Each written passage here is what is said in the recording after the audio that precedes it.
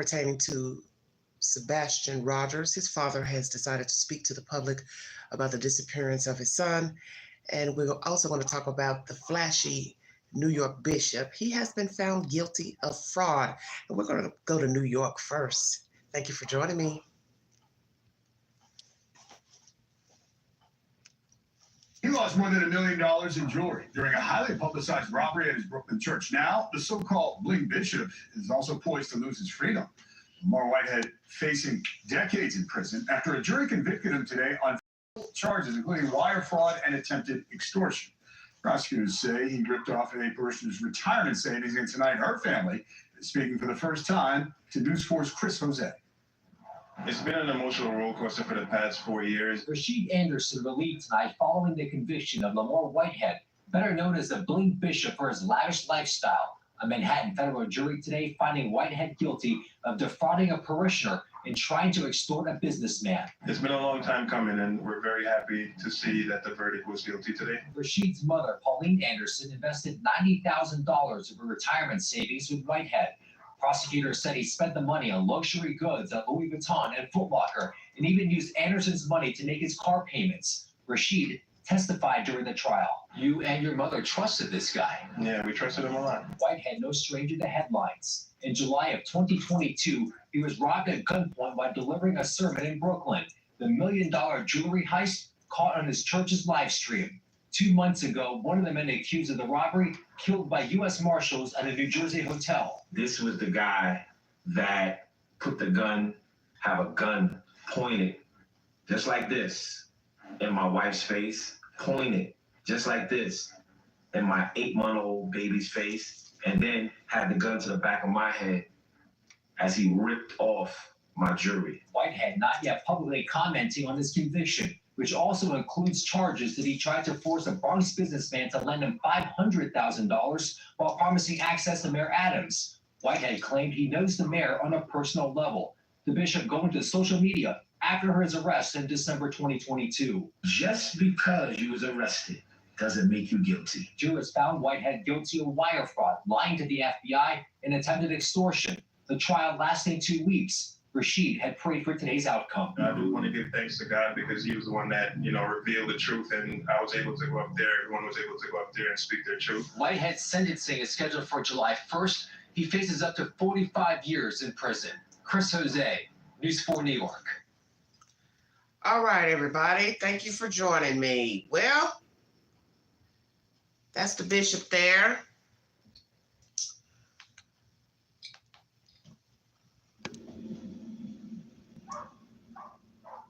Flashier times. So he will be sentenced this summer.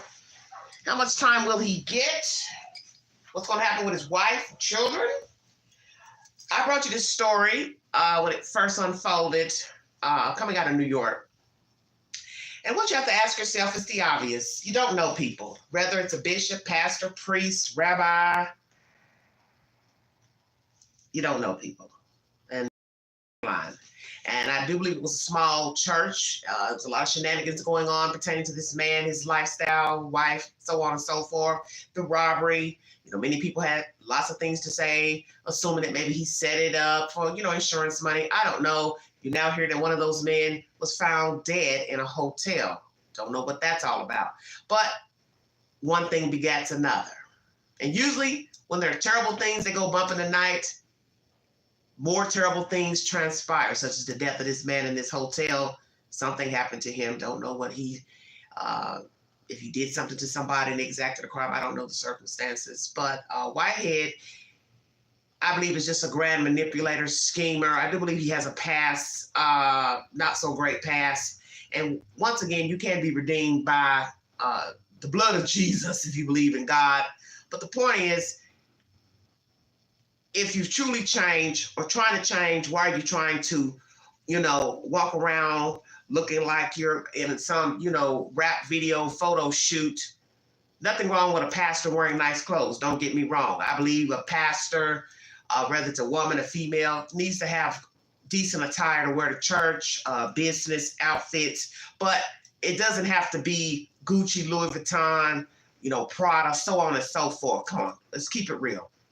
Your parishioners are regular working people, people who are disabled, drawing Social Security checks, working 9 to 5.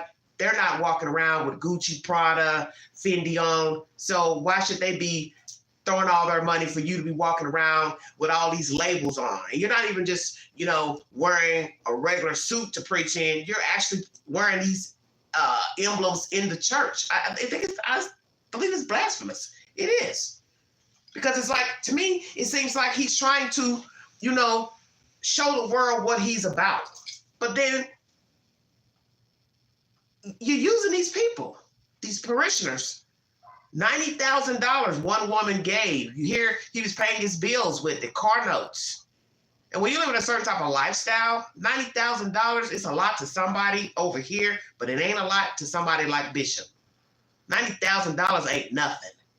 Okay, you're talking about wearing fine gear and driving fancy cars. Well, fancy cars come with a high tag, such as high car note, high lease. You gotta pay insurance on the car, okay? You may make a $500 car note, but guess what? Your insurance is probably gonna be damn near $200 to $300 or $300 for the car insurance. So you're basically damn near driving almost $1,000 car a month. Imagine that. And then imagine you don't even really pay notes, you're leasing the car. People do all type of crazy things just to show people they got it going on. He's been convicted of wire fraud, attempted extortion. Does that sound like a Christian man trying to do right? No, it does not. And see, what you always have to remember, if this is what you've been found guilty of, imagine the things you don't know that Bishop has been doing. And hell yeah, the robbers are going to rob you, attempt to rob you. Why not? You're walking around bling blinging, allegedly wearing all this fancy jewelry, allegedly real diamonds and gold, and you're wearing that in the church. Does that make any sense? You want to be a walking status symbol, but you're also supposed to be working for the Lord too. And as I said, there's nothing wrong with having nice things, because there are many people who believe in God and they have nice homes, nice jewelry, nice accessories. But the point is, you're supposed to be representing the church. And I don't find it necessary for a pastor, bishop, preacher to be in church with an entire outfit down, Gucci down, Fendi down. What's the point?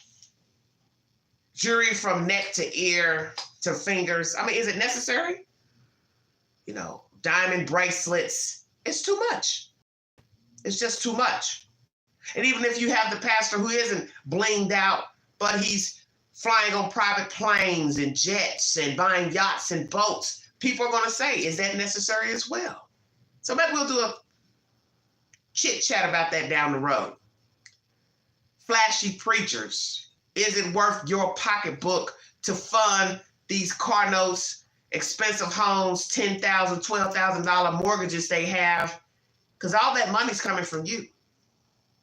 And that's not including people who are giving the preacher, pastor money directly, writing the pastor a check. Here, pastor, here's a gift from me, from my bank account to yours. You're entitled to do what you want with your money. But you can't complain later when you find out they've been defrauding people, stealing from the church, having affairs, babies, so on and so forth. That's your pastor. God says forgive, did he not? But how much forgiving can we do? So now what's going to happen to the church? How has the church been surviving since the robbery? I have not tuned in. Will somebody else step in his place to pastor the church? I don't know. Will the wife continue to go to the church? I don't know. Will the church be able to sustain itself? Basic church in the hood, urban America, nothing fancy. And that's what was so blasphemous about it. You're walking in all G'd up, fancy car, jewelry, name brand clothing, to go in some storefront in Brooklyn or wherever. It just didn't make no sense. I could see if you had a church in a nice neighborhood and green lawn and pretty magnolia trees and cherry blossoms sitting outside the doorway. You understand what I'm saying? You sitting here, church, in an urban neighborhood, and you're walking in there blinged out and driving a fancy car. How does that look? How in the hell does that look? It's a bad look. It's a horrible look. It's a blasphemous look. And like I said, these people who are patronizing the church, they're regular folk. Regular jobs, regular lives, living in urban America. They're probably living in high-rise brownstones, barely eating, barely surviving, and they're fronting money so you can walk around in a Fendi suit, Fendi shoes, Fendi socks. You know, just nonsense. Hopefully the people will make better choices who patronize the church. And hopefully other people will think before funding pastors and anybody that wants to live this type of lifestyle. Best thing I would tell this person is, well, you go live this lifestyle on your own. Because it's one thing for a church to pay a pastor, preacher a stipend, you know, to work at the church, to bring the word. But this is past that. This is just ridiculousness. I'm making up words. Ridiculousness. That's what this is. Just absolutely ridiculous. That's my update pertaining to Bishop Whitehead, everybody. He has been found guilty of wire fraud and attempted extortion, and he will get his sentence this summer. I'll bring you an update pertaining to that information. And now we're going to go to my second story pertaining to Sebastian ROGERS. His father has decided to speak. Where is Sebastian ROGERS? Was he kidnapped? Did he wander off? If he was kidnapped, where was he kidnapped from? His house, out in the street? Are the parents being totally honest with authorities about the disappearance of the child? The father who's speaking, is he being honest about the disappearance of the child? Is there somebody that knows where this child can be located? Is he alive? We have to ask that question as well. I've got a few updates. Please check my community board for those same updates. I believe there's an update pertaining to the Delphi murders. I believe a trial date has been set. Let me go look on my page because I want to make sure I'm giving you all the right information. Hold on one second, everybody. Thank you for joining me. Let me go because I had posted it and I want to make sure I'm repeating everything correctly. One update pertaining to the young girl, Madeline Soto. Stearns is facing 60 new sex crimes in the death of this child, but so far no murder charges have been brought forward. There's also a missing male, Riley Strain, went to a bar over the weekend and no one has seen or heard from him. If anyone has any information, please contact your local police department. Here we go. A judge has set the Delphi murders trial for May 13th after defendant Richard Allen filed a motion for an early trial. So there's information for those of you who are following that. I do not cover that story, but trial set for May, and Stephen Stearns, or Stefan Stearns, faces 60 new sex crimes in the death of Madeline Soto. So I'm just assuming they're still investigating so they can bring forward a murder charge against that said person. Thank you for joining me, everybody. All right, we're going to go over here to Tennessee news, where I am, and we're going to check out this information about what the father has to say. Very scary. See, the Queen has so many interesting things in her library that she has been watching. I have watched a lot of content. There we go. All right, News Channel 5 is the source. Nick Perez has spoken with the father, and we're going to see what that information entails. Thank you for joining me. Brief commercial right now. Thank you for joining me. Welcome to the Vault Excel. If you'd like to donate to this great network, $1 McGanty, 129 Cash App. Where is Sebastian ROGERS? Who knows where he is? Is he alive? Lord have mercy. What a story. From Sumner County. Today, the search continues. The case, though, we know is now a investigation. Thanks for being with us at 6, everyone. I'm Rory Johnston. And I'm Kelsey Gibson for Carrie tonight. For the first time, we are getting a look Oh, sorry about that. family video of the missing 15-year-old. Sebastian's biological father gave it to Nick Bears for an exclusive on-camera interview.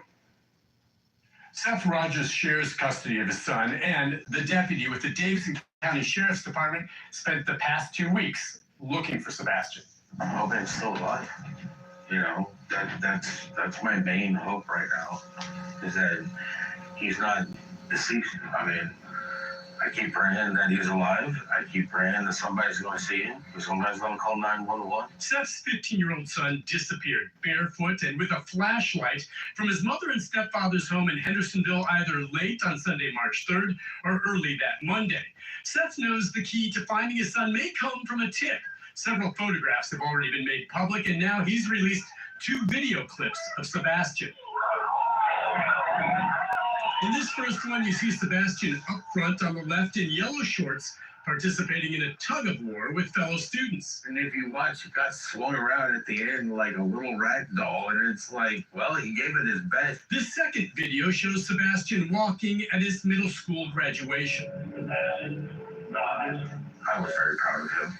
I mean, he successfully completed something. Seth says his son, who is autistic, is not a wanderer. He finds it highly unlikely Sebastian would leave in the middle of the night barefoot, based on an experience his son had as a child. He decided that he wanted to step into a mound of what he thought was dirt, and it was fire ants. And since then, it's always been, doesn't like to get his feet in the dirt. He likes to have his socks and shoes on. Seth won't rule out the possibility of foul play, that someone is involved in his son's disappearance. And if Sebastian is able, he says he needs to call for help. He needs to call 911. And if somebody has him, you need to give him back. He's my son, and he doesn't belong to nobody, but damn it, he's mine. And he's mine. Nick Barris, News Channel 5. Today, authorities have named no suspects and say that all of Sebastian's parents continue to cooperate with the investigation. All right, everybody. Rooms to go. Everybody's cooperating. Well, how long is that going to last?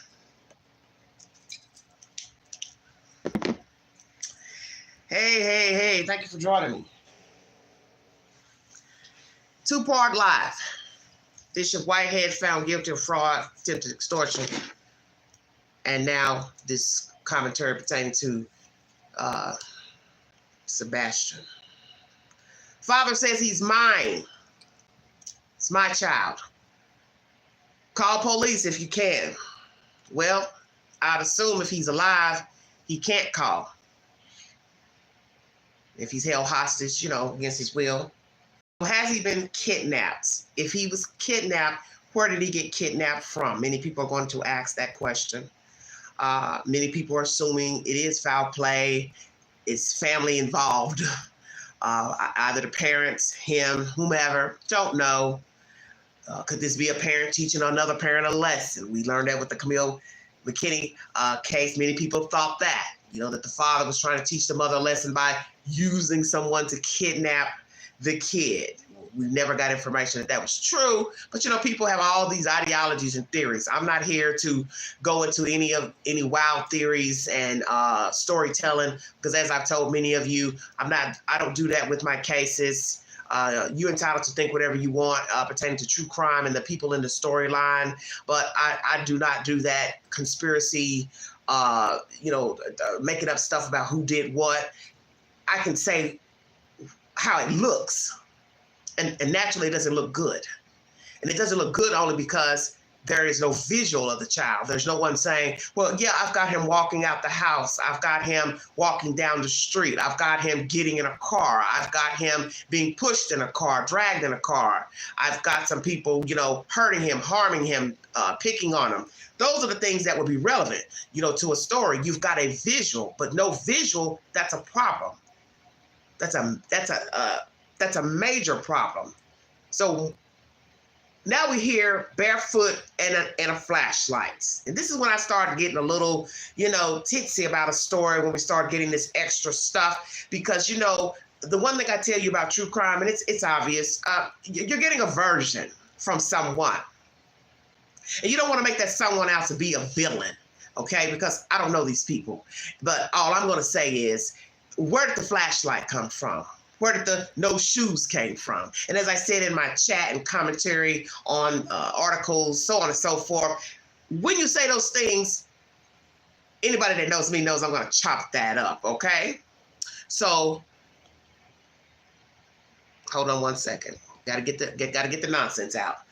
I'm assuming the mother told this to authorities, or she told it to him and he told it to authorities. I don't know. How do you know he didn't have any shoes on?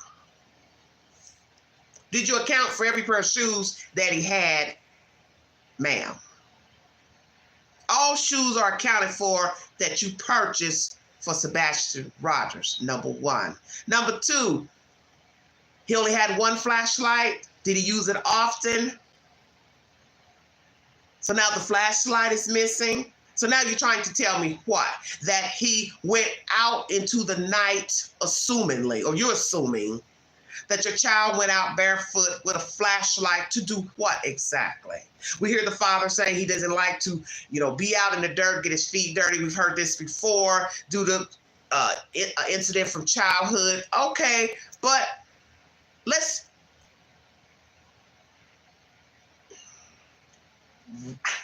Oh, Lord.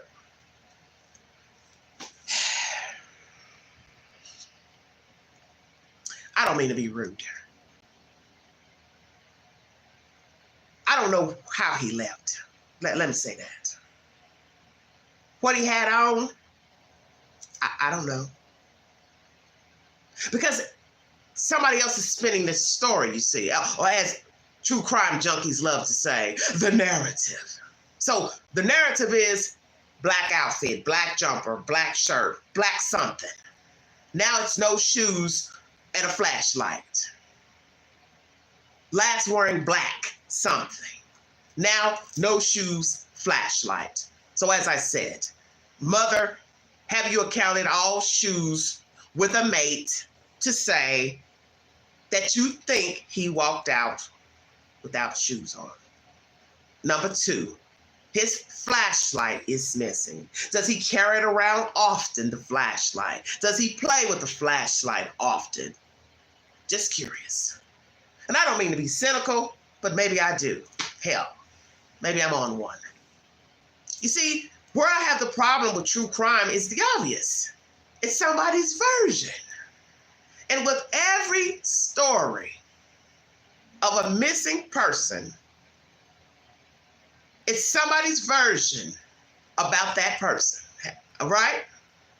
I last talked to her at 8 a.m. I last talked to her at 8 p.m. She had a red dress on when I last saw her. Oh, he was going to bed when I last saw him. Oh, I last saw her at Walmart. It's somebody's version. And that's where CCTV footage comes in. To say, well, our camera shows, yes, they were in Walmart. Now, where they went after Walmart, who knows?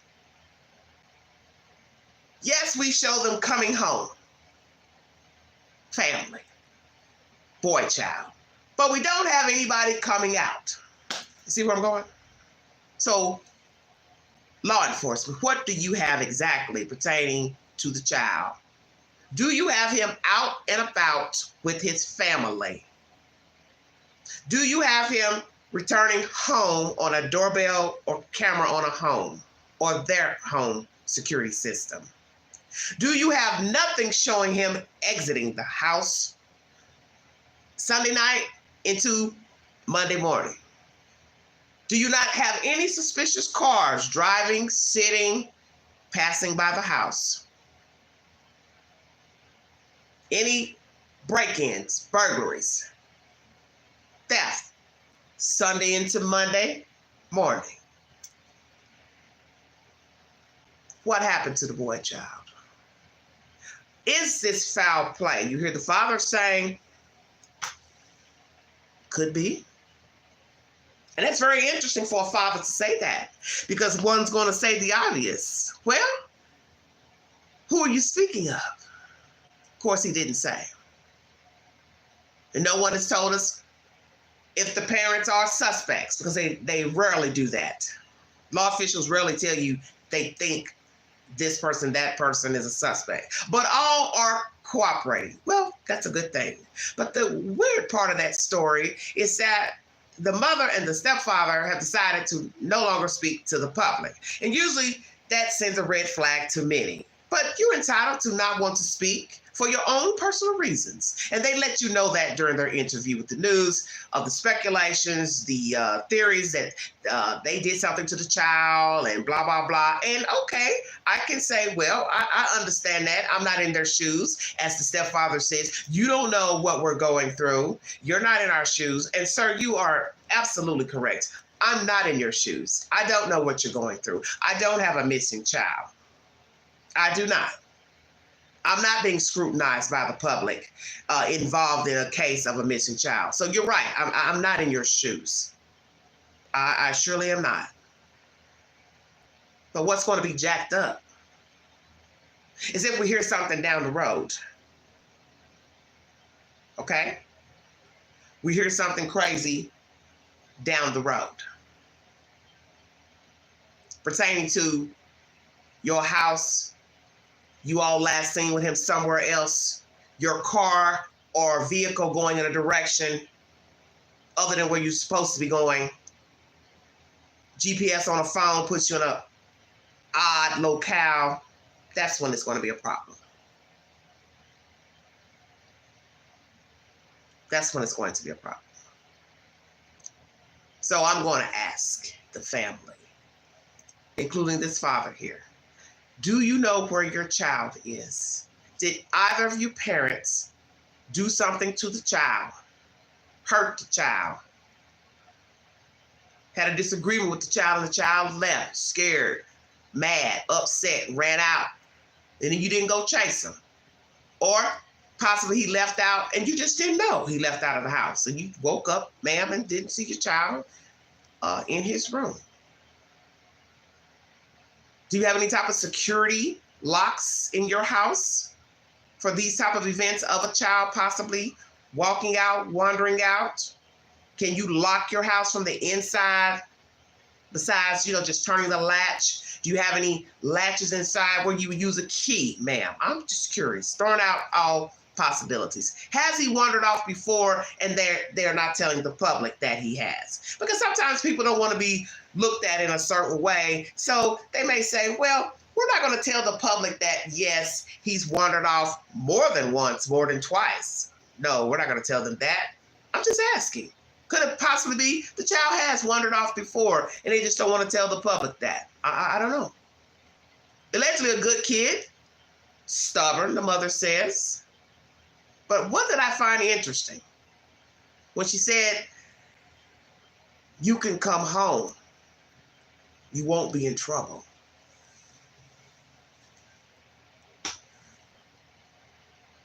Why would he think he would be in trouble? I mean, most people are going to ask that. Because that's an interesting thing to say. You won't be in trouble. Well, if he's a good kid, he doesn't get into trouble, why would he think he's in trouble? So you're alluding to the fact that you think possibly he walked off, ran off. Is that your theory, ma'am? You think your child walked off, but he's not the type to normally do that. So then we're going to ask, Well, why do you think he would walk off, run off? Unless perhaps something did go bump in the night and he took off running, or you assume he took off because you all had a disagreement or argument, you punished him. I don't know. And then some are going to ask that. What type of parents are they as far as corporal punishment? Do they spank him? Do they hit him with a ruler, a belt? Does he have tantrums a lot? Does he fall out? Does he hit himself? Does he throw things? Does he beat on things when he's not obeying the rules? Just questions, because I don't know him. I don't know him. I don't know this father that has spoken. I don't know these parents. I don't know the temperament of the child. All these are just questions. I'm not here to say that none of these people hurt this child, reprimanded this child. I'm not here to say he ran off. I'm not here to say he was kidnapped. All I'm saying is, police don't have no damn footage of your child. And that means right there where you sleep, which is suspicious right there. Because I got an aerial view of your house yesterday from the news. And that's a nice looking neighborhood. And as I said before in my commentary, I would assume those other nice houses, the owners want to guard what's inside of their houses, meaning they have CCTV cameras, doorbell cameras, ADT, or some nice security measure to guard their things, their car. You see where I'm going?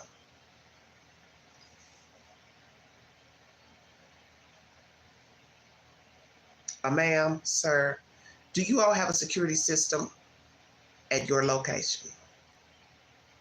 Was it working Sunday through Monday?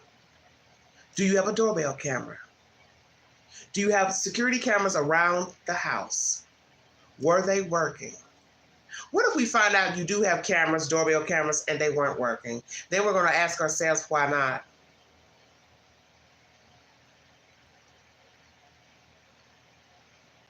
We're also going to ask, how do you treat your child? Have you had disciplinary problems with the child?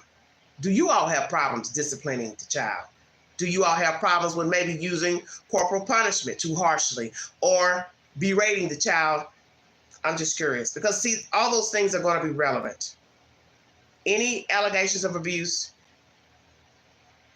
cruel and unusual punishment, erratic behavior by the child, temperament of the child, temperament from the family, temperament from outsiders dealing with the child. You also mentioned that he didn't have any other friends except through school, which I found bizarre. Autistic or not, still, a child is a child. A child needs to have friends, associates. The child should have relatives to also coincide with and play with and visit. Stay woke. So do you all have any relatives that live nearby that come and see the child or that he can go visit? Do you allow your child to walk outside the door, go down the street, take a walk? See, I ask all the questions because that's how you get to the bottom of what the hell happened to the child. So if he doesn't talk to any other children except through school, then that means he's come home to a lonely life of being in the house with his parents and television and a cell phone and a computer. You said he's not on the internet. You don't give him access to the internet. So that leaves his phone if you allow him to have a cell phone. Do you allow him to have a cell phone? Do you allow him to play on the phone? Does he even know how to download an app? Stay woke. What are we talking about here? Because I'm looking at a life that don't seem too great. Because everybody needs friends. I don't care if you're developmentally delayed, autistic, Down syndrome, autism spectrum, however you want to word it. Everybody needs friends. Let me say it again. Everybody needs a friend. Not just at the schoolhouse. Hello? Not just at the church. Do they go to church? Are they members of the church? Do they frequent a church regularly? Wednesday night, Thursday night, Saturday, Sunday? Curious. Why does he not have any friends outside of school, ma'am?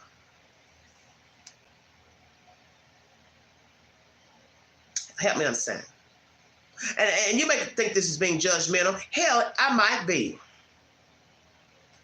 Where are his friends? So you telling me nobody comes over to the house to play with Sebastian ROGERS? Do you celebrate his birthday? Because then I'm going to ask, what do you do on his birthday? Just go buy a cake, a cupcake, a piece of a cake, and you all just sit around the table and wish him happy birthday with no friends, nobody his own age to be around? Help me understand. Or you take him out to eat.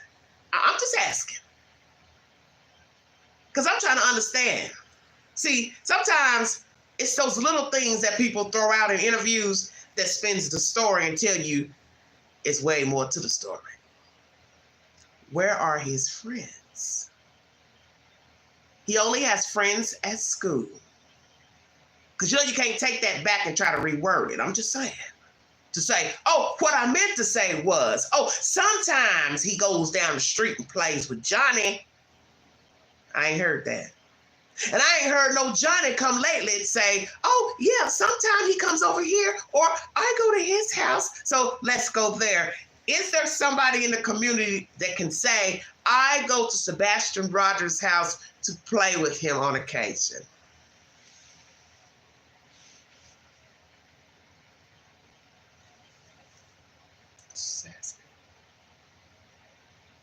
I frequently go over to his house. I frequently play with him outside. He sometimes comes to my house. We sometimes go to the picture show, roller skating, amusement parks, putt-putt golfing. Stay woke.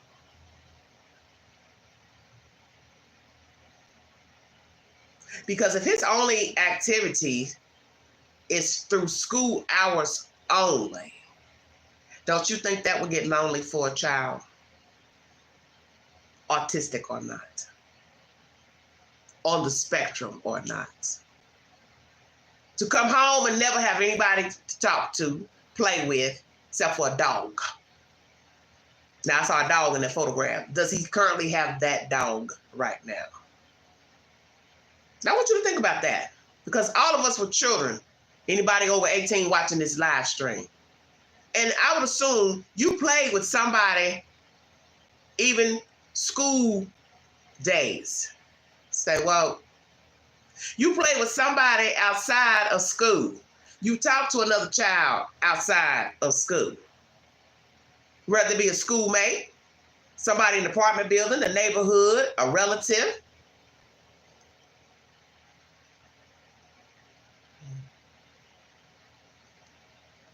And why have you all decided you don't want to talk about him no more?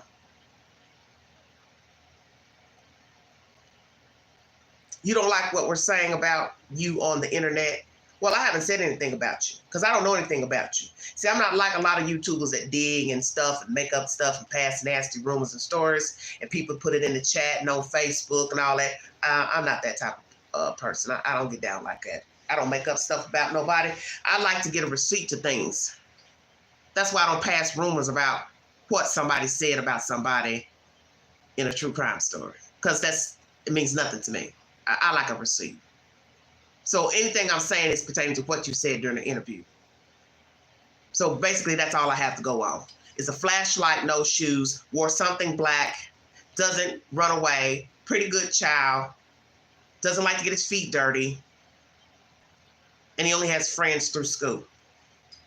Did I get that correctly?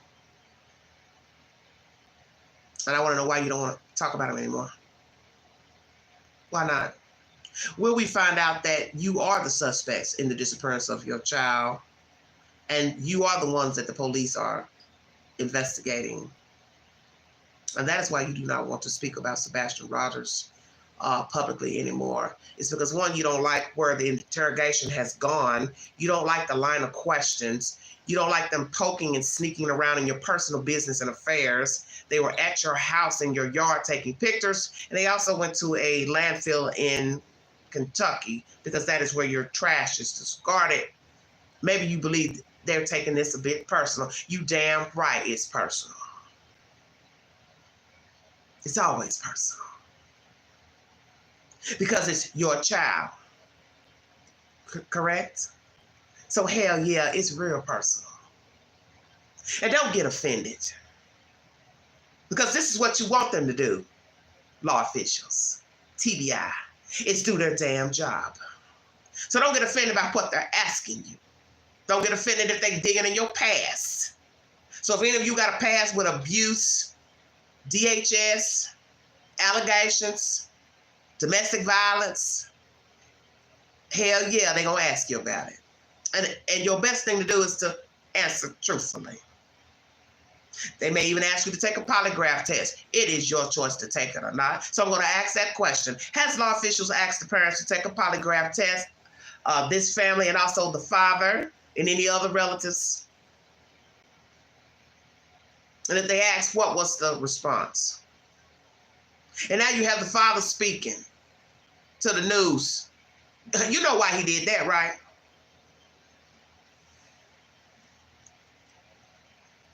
Because mama and her husband have decided not to say anything about the child, which to me, hell yeah, is a red flag. Now, I tried to be diplomatic, but excuse me, Beverly just came in the room.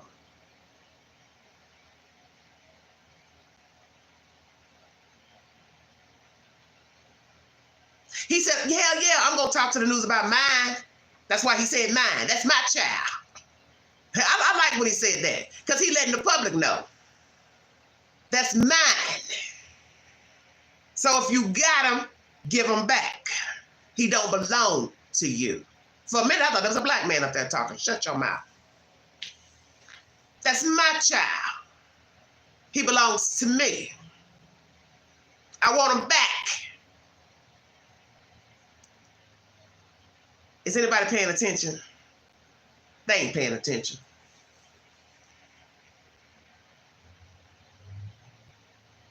He's showing you emotion that you ain't getting from mama and steppa. Stay woke. Now, I know people grieve differently, act differently, talk differently, may not get hooped up and rowdy because that's not their demeanor. Hey, I ain't gonna judge you. But you saw how the daddy talked. And if he's telling the truth, so be it. You're entitled to your opinion. But he let you know, if you believe him, that's my child, I want him back. That's mine. And he wasn't for you to take. So really he's sending a message within a message, if you see where I'm going. In case he's not alive, the offer is still the same. The statement, rather. That's my child. And you had no right to take him.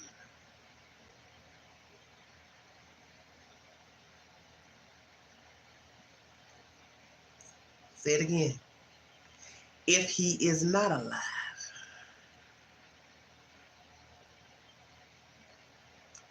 you had no right to take him. Was Daddy sending a message? If he does believe the child is not alive. Food for thought. Because it's 2 weeks. We're past the 48-hour mark. And it is known that after 3 days of a person missing, it does not look good. It is not to say that he or she is not alive. It just does not look good. And when the trail goes cold after 72 hours, one would start to think the worst when there's no CCTV footage, no movement of the child or the person. And if he hurt himself from wandering off, maybe he can't speak. If he fell into water, wandered into water. Do you understand what I'm saying? He can't reach out. He can't call.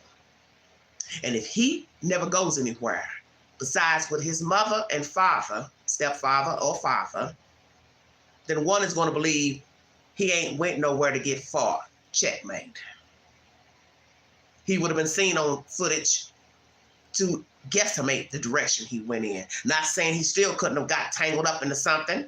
If he likes to hide, as they say, he could have gotten something, gotten stuck. All the possibilities. But the problem is not being seen, period. That means you ain't wandered nowhere.